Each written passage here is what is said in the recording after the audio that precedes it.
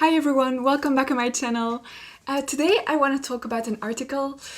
It's actually not something very fun to talk about. I usually like to talk about more light topics when it has to do with Taiwan on my channel.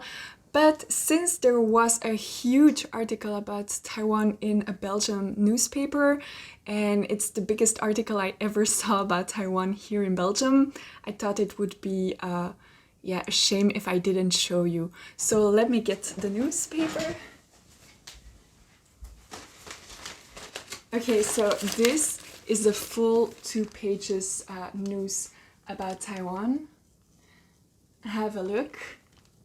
So it's a huge article and I actually took the time to translate everything for you because this is all in Dutch. But it is a little bit too long, so I won't read you everything, but if you're interested, I will probably put my whole translation on my Patreon, but now I'm just gonna read some parts that I thought were interesting and important for you to know. So the title is Hong Kong is binnen, tijd voor Taiwan. It kind of means Hong Kong is in the pocket, now it's time for Taiwan.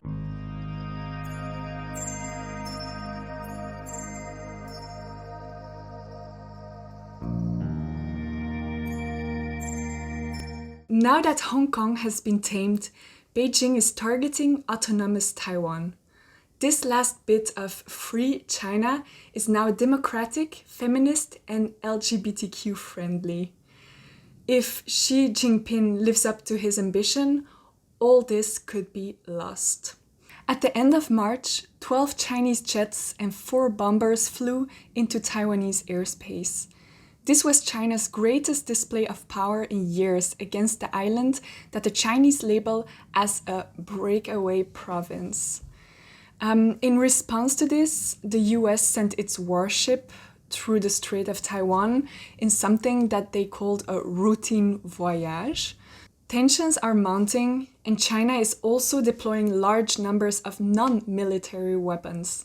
The country imports 90% of Taiwan's pineapple crop, but closed the door overnight in early March. Some bugs would have been found in one of the bogs, so there was a boycott from China.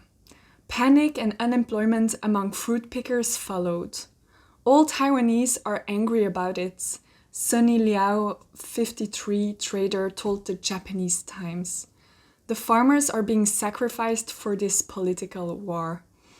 According to Tsai Ing-wen, the liberal president of the autonomous island, there is no quality problem with 99.8% of the cargoes. So this sounds kind of like just an excuse for China to punish Taiwan, because it sounds weird that there would really be a problem with Taiwan's very famous high-quality pineapples. The pineapple fight is yet another attempt to punish Taipei because it is not in line.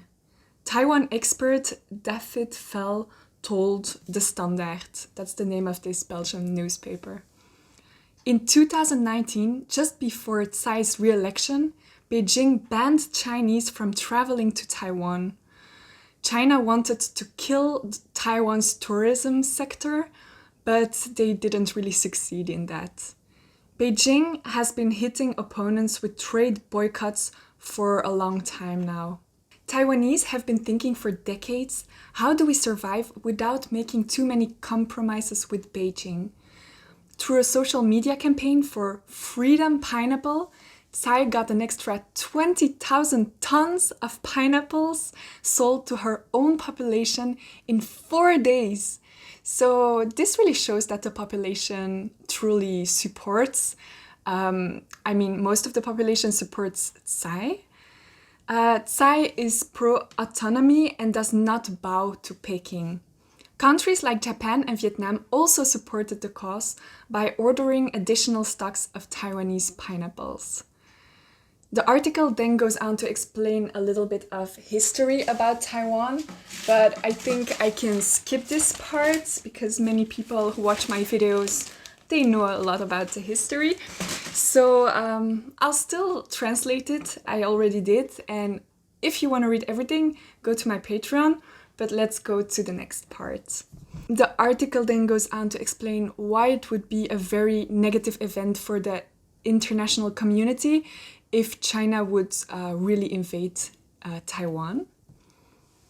Taiwan is rich and crucial in high-tech production chains.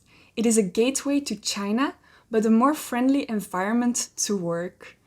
The World Bank ranks Taiwan twice as high in business friendliness as China. Taiwan is also the largest supplier of innovative computer chips. The Taiwanese, who are culturally and politically far removed from China, do not want such a reunification either. Taiwanese are proud to have peacefully dismantled the KMT dictatorship since 1987, said Fell. Democracy is very much alive there. The midfield is bursting with energy. In China, old men rule the party. But Taiwan, with 42% female parliamentarians, has more gender equality than even the United Kingdom. Can you imagine? China censors expressions of homosexuality, while Taiwan was the first in Asia to legalize LGBTQ marriage in 2019. Taiwan just won an award for pioneering work in digital, transparent government, while China watches over its citizens. I've seen some crazy documentary, about China and their system, how they socially rate their own citizens, and according to your ideas and what you post on social media and how you behave and everything, you get some more rights and advantages than others. So that's really crazy. China even punishes its corona whistleblowers. The regime doesn't take accountability for mistakes from the past, but rewrites history according to the wishes of the party. That's why Taiwanese are completely content with their self-government and don't trust Beijing's old offer, one country, two systems. We all saw how that went with Hong Kong. A strong national feeling has emerged. Only 28% of Taiwanese call themselves both Chinese and Taiwanese, while 2/3 of the population say they are only Taiwanese. Barely 35% of the population still viewed China in a positive light in 2019. So the fact that people in Taiwan didn't see China in a very positive light has been going on for a long time, but it has actually gotten worse after the Chinese repression in Hong Kong. The article goes on to state many things. It's actually quite interesting, but I am going to skip to some part that really actually shocked me. US President Joe Biden and his team are convinced that Xi is aiming for forced reunification, not in the distant future, but soon. We expect an invasion within 6 years, said US Admiral Philip Davidson on March 11th. 2 weeks later, his successor, John Aquilino, spoke of aggression that will come faster and new Chinese military capability. Just that week, the Philippines warned of new Chinese bases and 200 Chinese ships in the South China Sea. So this part really makes me worry because, of course, everybody knows that China kind of wants this reunification, but in my head, it has always been something like maybe very long term or maybe something that they hope will happen naturally. But here in the article, they really talk about China will probably try to achieve this within 6 years, so that's very soon. The article proceeds to explain that the 100th anniversary of the party this summer or the anniversary of the Chinese army in 2027 are important symbolic moments that might add pressure to the situation.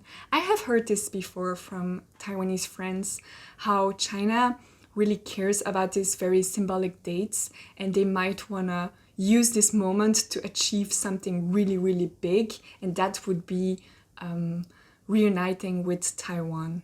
So the article ends with a question, and that question is, isn't the stability-hungry party afraid to destabilizing an island of 23 million people so suddenly?